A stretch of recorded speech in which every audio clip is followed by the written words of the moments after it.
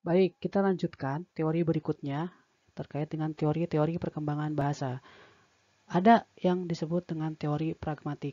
Nah, ini berbeda dengan apa yang dibahas pada teori sebelumnya, bahwa teori pragmatik ini dia lebih kepada beranggapan bahwa tujuan anak belajar bahasa adalah untuk bersosialisasi dan mengarahkan perilaku orang lain agar sesuai dengan keinginannya. Jadi teori pragmatis ini dia lebih kepada peranan atau fungsi bahasa.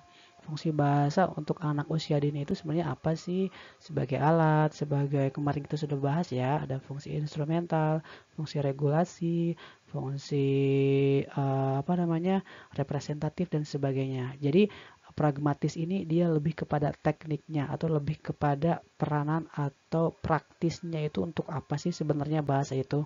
Nah, kemudian teori pragmatik berasumsi bahwa anak belajar bahasa disebabkan oleh tujuan fungsi bahasa yang dapat mereka peroleh. Jadi, pragmatis singkatnya seperti itu.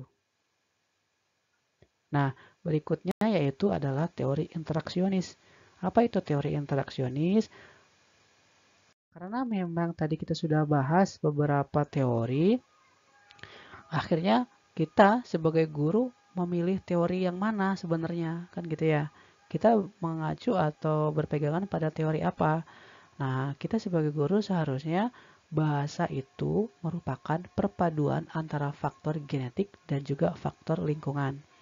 Para ahli interaksionis menjelaskan bahwa berbagai faktor dalam hal pemerolehan bahasa anak, perkembangan bahasa anak, yaitu dipengaruhi oleh sosial, dipengaruhi oleh linguistik, atau di sini kaitannya adalah dengan interaksi tata bahasa, bahasa anak, kaidah bahasa, kematangan dalam hal kognitif, biologis juga, hereditas, gen gitu ya, dan juga kognitif. Ini semuanya menjelaskan atau menjadi pandangan kita seorang guru bahwa kita harus berasumsi bahwa seluruh faktor-faktor ini menyebabkan perkembangan bahasa anak apakah mengalami perkembangan atau tidak. Artinya yang mempengaruhi perkembangan bahasa itu dipengaruhi oleh berbagai macam faktor ya. Jadi teori-teori yang tadi kita bahas sebenarnya saling melengkapi ya. Jadi kita harus paham semua.